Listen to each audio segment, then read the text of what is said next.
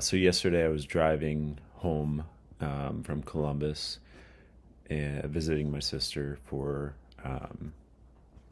Thanksgiving. And on the drive, I was listening to Pete Holmes talk to Billy Gardel on Pete's podcast, You Made It Weird. And they were talking about alcohol addiction and other things. And right now I'm at almost a year of being alcohol free. And so I'm interested in that topic. And they were talking about some really interesting things that had kind of inspired me to want to share my own experience. So I decided I was on a long stretch of interstate, and so I threw on my video and I just share my experience. So it isn't the best sound quality. I hope it's at least listenable. Hope you can hear it and it's not, too noisy. But it's just my own personal experience with being alcohol free, starting something new, and also some appreciation in my relationship to cannabis and weed, and why to me it's a more healthy alternative for people that are interested in trying something new. Not trying to push it on anybody. It's just me wanting to share my own experience, so that might help someone else, in a similar or not similar way of understand, something new, potentially. But just wanted to share. This is going to be a BUFFoonBrandon Banter bonus episode, because it's just me in the car. Let me know what you think. I might do some more of these solo things. I'm also going to throw on a quick clip of Matt McCarthy on Pete Holmes' podcast. He had a really good analogy to stopping drinking, and that whole conversation is just really, really good to listen to. It was just from a few weeks ago. So a clip of Matt McCarthy and Pete Holmes, then a clip of Billy Gardel and Pete Holmes, and then about 21 minutes or so of me talking about my own experience. And just because I want to share for no other reason. Take care of yourselves. I hope you enjoy this bonus episode. Peace. Part of my healing to help us come back to one another was going like, oh, wait, how did I believe my own hype? How did I believe that, like, if I'm hanging out with this person who's made this movie, they're better. They're better people. Yeah. And your group that night, not enough creds. It was a good group. And I was like, oh, I'm so up my own ass. And I'm just really glad. I think it has to do with not drinking and facing those feelings of inadequacy and fear. And it has a lot to do with having a family and just not caring about gift bags or, who got first class to Montreal or whatever it is, that I can just be a human person. And now I don't, it's not that I'm ashamed of that guy, but like that joke helped me go, oh, wait, I'm in a trance. I didn't know it right away. Yeah. But slowly I was going like, it's not just alcohol. It's like ripping lines of better than. It makes me think of one of my favorite analogies I heard about sobriety and then living sober is you're driving a car really fast, and when the day you get sober, you press on the brakes, like you slam on the brakes. Yeah. And then all this stuff that's in the back seat comes flying forward. Yeah. And then there's a process of going through one thing at a time. You just pick up something from the dashboard. Do I need this? Don't I? Yeah. And then discarding them. And it takes a while, but you can slowly, one thing at a time, all that stuff that you've been avoiding, throwing in the back seat, I'll deal with that later. I'll feel that later. You kicked up some sediment. Yeah. It's here now. Now it's here. Yep. And I got to do something with it. I remember Richard Rohr talks about sobriety, and he's not an alcoholic, but he's like, we're all addicts because we're all addicted to our own way of thinking. Oh, sure. Yeah. And I was like, oh my God. It's too bad they named alcoholism after the drinking part of it because it confuses a lot of people. Because for me, it's having 3 trash cans and 2 lids. Like, I'm like, okay, this is covered. Oh, shit. Now I got, like, there's always going to be something. Yeah. You know? It's just how it manifests. Because that's why, like, when I bottomed out, it was on, like, sex. You know, it was on lust and, like, cheating on my spouse. And it was just like, that was the last, you know, thing where it was like, oh, this is a new drug I've found. This is my new favorite addiction. Right. Yeah. Right. And to, like, renew your mind, it sounds sort of biblical, but, like, to change how to rewire your brain. That's it. Yeah. Takes a lot of effort. Yeah. I love seeing that. And that's what I tell him because he gets overwhelmed like any kid today. Like the world, blah, blah, blah. And I'm like, go be in love. Yeah. That what you can do right now is go be in love. You can follow your dreams. You can be kind to others. That's really where we begin and end. So if you're doing that, you're going to be okay. Yeah. And one day at a time. Yeah. Let's just do it today. Let's just do it today. Yeah, Let's that's just right. do it today. And it's not a lot of mental, emotional issues, disorders hinge on the idea that it somehow comes down to you. Yeah. Like it's all hinging on you. Yeah.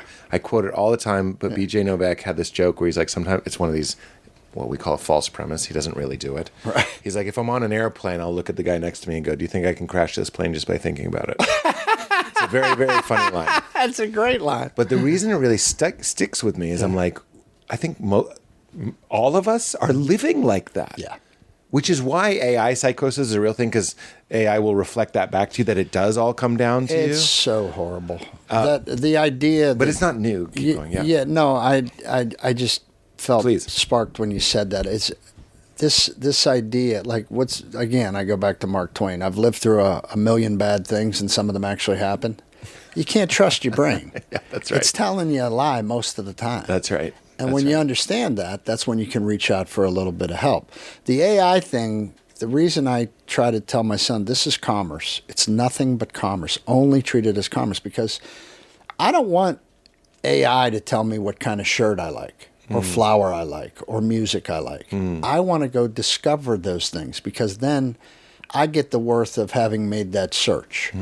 And I think there was a report. Because the point wasn't the result. The point was not the result. The point was search. Finding out what I like, so I know what I like, why I like it. I know why I didn't like it. Or even the funny story of falling on your face because you didn't find it. All of that. Yeah. All of that. That was your life. lies the great stuff, man. That was your life, turns out. And I think that's what makes us individuals, and it makes us able to be a part of and apart from. And I think that's the balance. I think you be an individual, but you can join in. And I think that's what you bring into a room with you, is that's everything. I agree. And they just did a report, I think it was MIT did it, that said they followed people just on ChatGPT that were using that every day. Like their cognitive thinking declined 13%. You know, no surprise. I mean, I don't want to have to rely on this Seinfeld thing, has a great bit about it. What's he saying? Like, I don't want you to do it for me. I want to do it. Well, he's right though. I want to do it. I do. I want to still know that I function. Yeah. I want to know that I'm here. Yes. I want to know that I'm present. Right. And I can't get there if I'm asking you to do everything. It's funny because these conversations are linked. The vulnerability to ask for help, to admit you don't know, to sit with this discomfort of I am incomplete, or I'm not where I want to be. Yes. It's easier to go to something that will fill that in for you, but the real richness of life is going help, right? Or getting help, helping yourself, figuring. You know what I mean by helping yourself. But if I go to that thing, if I go to that automated thing, there's no courage in that. Yeah. Courage is laying yourself out there to someone you trust and We're saying, back to I don't vulnerability. know how to. Again, to me, the wiring I grew up with was you get to the corner bar, you sit, you drink, and you suffer quietly like the rest of the men, and that makes you a man. That's horse shit. Strength is, I'm afraid. Strength is, have you ever done this? I don't know how to do this. Now you're coachable. Yeah. Now you're learnable. Now you can break out of bad cycles. That's great. Yeah.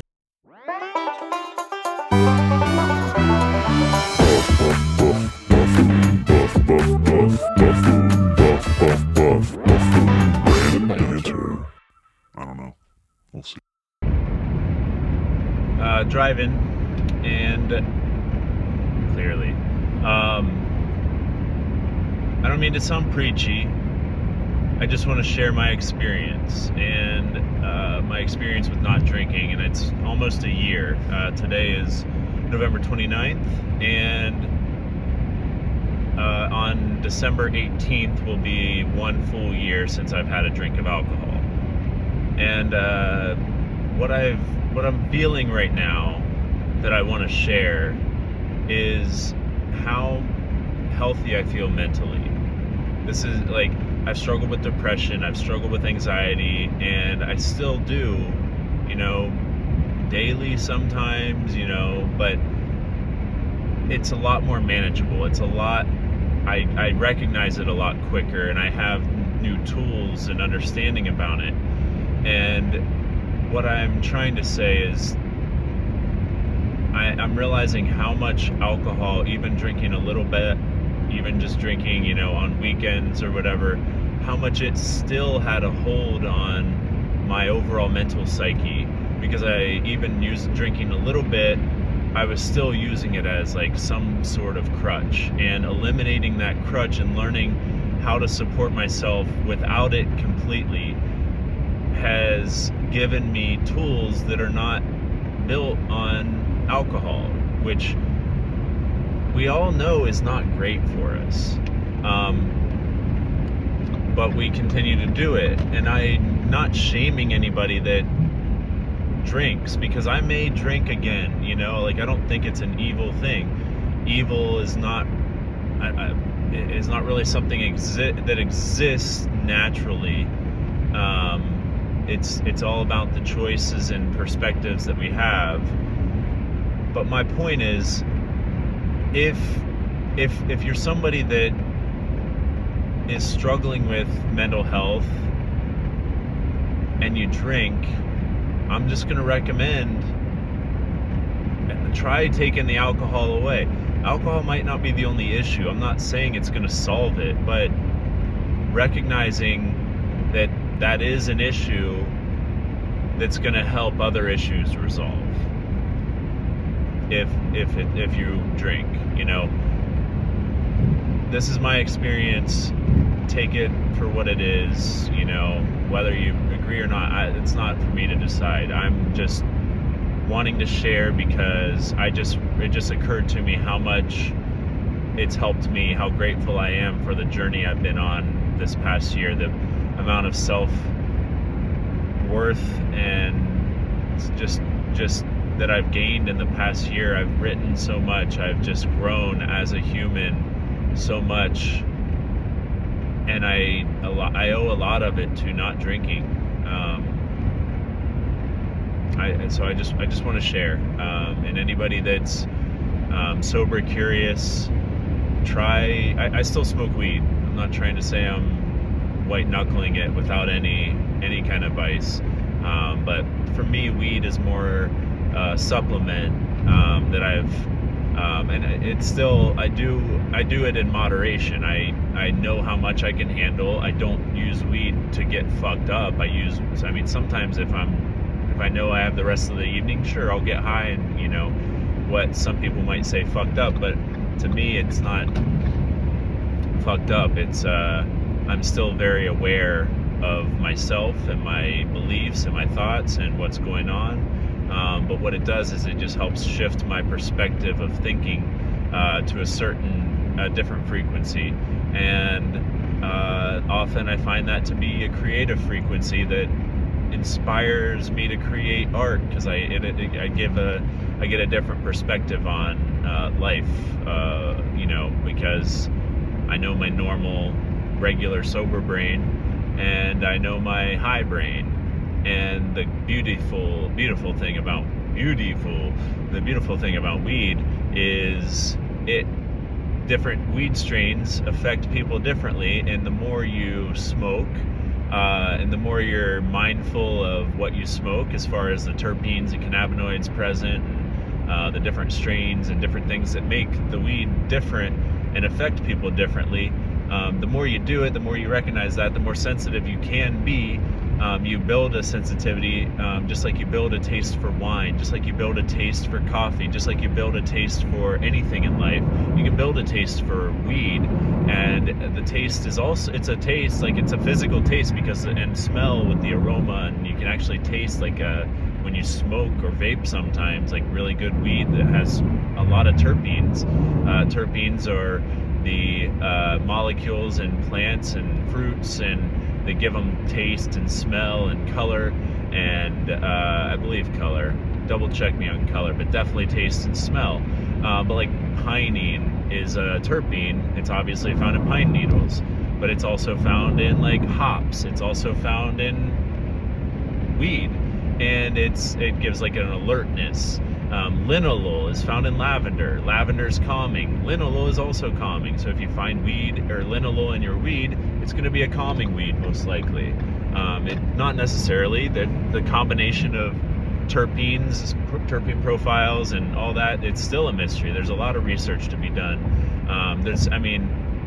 They know a lot, but there's just so much more to be learned about the specifics of each. And that's what I love about weed, is I can smoke a strain that I really like NYC Flow or the Cream, and they're gonna have a repeatable effect for me. Like I'm gonna be able to smoke those at daytime and know that I can still work on things, work around the house, even potentially go to work depending on what my work is. I work in the service industry, so working a little bit, high, it just helps me relax, but I'm still alert and I'm able to function. It doesn't affect, like I'm not getting super high, I'm not getting zooted or anything. I'm just getting enough to knock the edge off, and that's a specific strain that I can smoke and be, still mindful and be present. Being present, that's the main thing of all that's life. Just be present. Just be kind and present as much as you can. But there's also weed that I know is gonna help me sleep if I need to smoke it, at that, like in the evening and whatever. And so that's what I love about weed. There's nuance to weed. It's not all weed just puts me to sleep. When I hear people say that, maybe their system is affected differently, and like weed just puts them to sleep. I can't assume to know anybody's experience, but I do know that possibly they had a couple experiences with really heavy indicas that just put them to sleep, and that's their only experience because they haven't smoked enough of other things. I'm not saying everybody has to smoke. I'm not saying that weed's a one-size-fits-all glove, that everybody should wear, but it is something that works for me, and I'm just wanting to share my experience for validation to anybody else living similarly, or for a reference for anybody that's been curious about an alternative to whatever their current lifestyle is.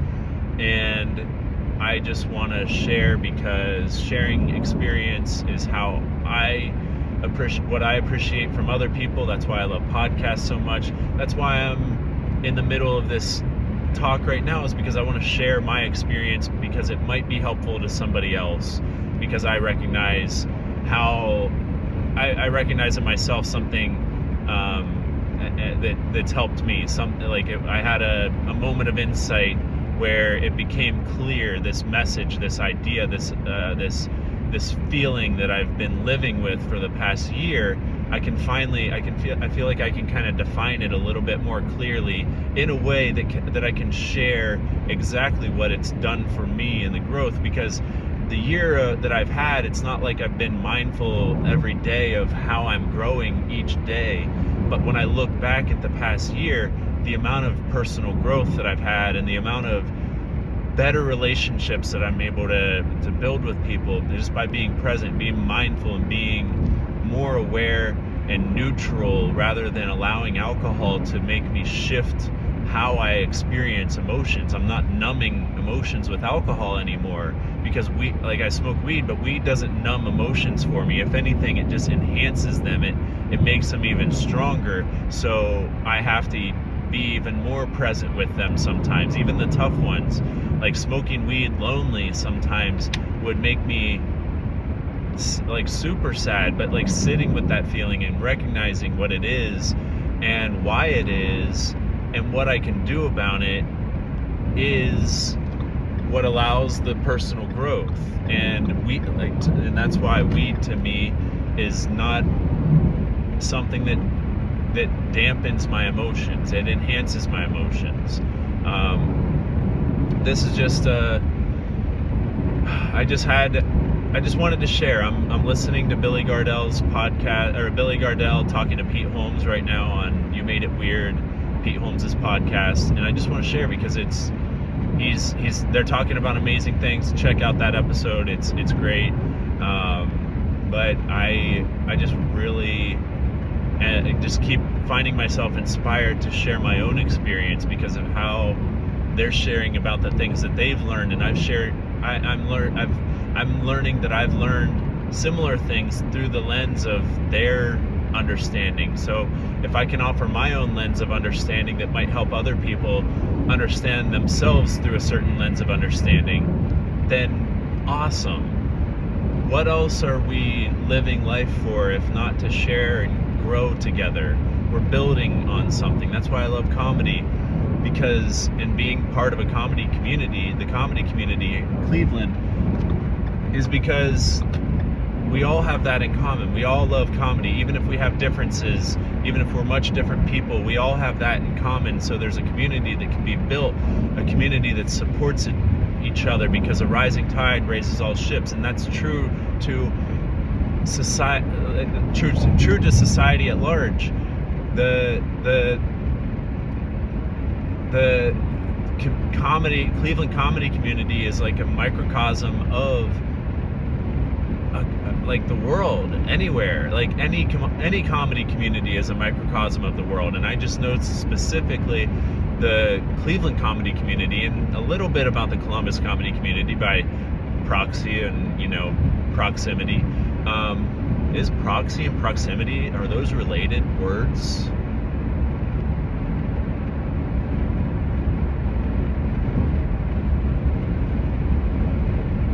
Anyway, I've been part of this community, and it's allowed me to recognize that I'm building something for myself, and everybody that's part of it is building something for themselves. And if we can help each other build something, that's amazing. And if we're not helping build something with each other, we can at least appreciate what the other person's building and not feel like we have to tear it down, because that nobody appreciates that in the comedy community. We want to let other comedians keep building their thing, and if I have a piece that I don't need that I think might help somebody else, then I want to be able to share that. And if they have a certain tool or idea that they see on my comedy that they want to share that might help me build better, they're happy to share, and I'm happy to listen. I'm happy for that feedback. And that's why I love comedy, improv and stand-up and sketch and TV writing and all of it. It's just all amazing. It's all creating. It's all building structure. It's all being progressive with your ideas and your action, and because you're building something, you're bringing something to life that didn't exist before. You're creating art. Like Rick Rubin says, like all life is art. Everything is in life is art. Like if you're building anything, if you're bringing anything that didn't exist before you took the time to do it, then you're creating art. You're bringing something. Like even stopping at the store and getting donuts and bringing them, surprising your kids or your partner or a friend with some donuts. That's a small, very micro piece of art, but you did something, you changed something, and somebody that at that bakery, somebody made those and they created them. So they shared their art in the form of a donut, and you grabbed their art in the form of service, and your partner enjoyed that donut in a form of service from the donut company, from the donut person that made it, and from you delivering it to them with care, with kindness, with appreciation. It's art. Life is art. I just, life is art, and being honest, being true to ourselves. That's what we're all trying to share with our art. That is just like, no matter what your medium of art is, we're trying to express ourselves. We're trying to share ourselves. We're trying to be truthful with ourselves. And being off alcohol has allowed me to be truthful with myself. And so it's really helped me grow my art, grow myself through my art, by doing the art, by being confident sharing my art, by recognizing that whatever art I create is beautiful, whether, because it's all just part of the growth. Like, the product is not as important as the process and the journey, and because no finished product is ever finished or perfect, and who cares, because no finished product is going to be the last thing you create. You just got to start on the next thing, create the next thing. There's no end goal. There's just the doing. There's just the creation. There's just the moving it forward and continuing to grow, and being open to yourself growing, and being open to the universe growing around you, and being open to opportunities, and being inspired by those same opportunities and other people that you come across in life. And I just really appreciate being in the creative comedy community, and just at large in Cleveland, and how vibrant it is, and how many people really just truly care about comedy, and they care about themselves, and they care about other people, and they just care. They don't want to tear things down. We want to build it up, build together. And when you eliminate alcohol when I've eliminated alcohol from my life, I no longer was waking up with a hangover. I could be out until 2 a.m. even with people that drank. But if I'm not drinking, then awesome, because I get home at, say, 2 a.m, and I can still wake up at 8 o'clock in the morning feeling totally ready to make myself a cup of coffee and start writing, or go on a walk with my dog, and not have to constantly overcome that battle of feeling like crap. That's you're create like I stopped creating that hurdle, that, because even like, maybe this is too graphic, maybe you don't want to know this information, but when I was drinking, I had the loosest shits. Sometimes I still have a loose shit, but sometimes I'd get like bubble guts in the morning, and it would just like disrupt my morning every morning after I drank. Maybe other people should have that experience, I don't know. But taking that away, like, I recognize I was able to just be more productive by virtue of not drinking, because I just felt better. It's not necessarily a good or a bad thing. It's not like that's not the perspective to take, but it's just a recognizing of the facts. The fact is, if after I drank, I would feel worse the next day. And I've learned to feel comfortable not drinking in situations that I used to drink in, but still allowing myself to be in those situations. And it's also allowed me to feel better the next day. And all of a sudden, that momentum that I'm building with my writing and with my acting and with my comedy in general, and also just my personal growth, the momentum that I'm building no longer has the speed bumps of drinking, and you know, the constant arc of going up but then right back down. Even if the trajectory is going up, there's still a down. Smoothing out the ups and downs. Like, I don't want, if I'm going up a slope, I don't want whoop-de-doos. I want smooth track. I want something steady, something I can go up. And even if there is a dip, I can still carry the momentum. I'm still going at a much more consistent and faster pace going up than if I have a bunch of whoop-de-doos and speed bumps on the way from the moments of drinking. And of course, drinking even more potentially could cause a bigger dip. You know, nobody drinks and is like, oh, I'm so glad that I drank that entire bottle of whiskey last night and how I'm feeling now. Like the hole that you're in. I don't know. I can just share my experience. Like I said, I'm not trying. I hope I'm not trying. I don't hope I'm not sounding too preachy. Hope I'm not sounding judgmental. That's not what any of this is about. These are my own details of my own life that I want to share for anybody who's interested. Anyway, this has been a Buffoon Brandon in the car, Buffoon Brandon banter in the car. Maybe I'll do more of these solo podcasts and label them bonus episodes or something. Hope you enjoy your day. Take care of yourself. Be kind to yourself. And just create something fun today. Even if you just doodle something. The more you do it, the more you do it.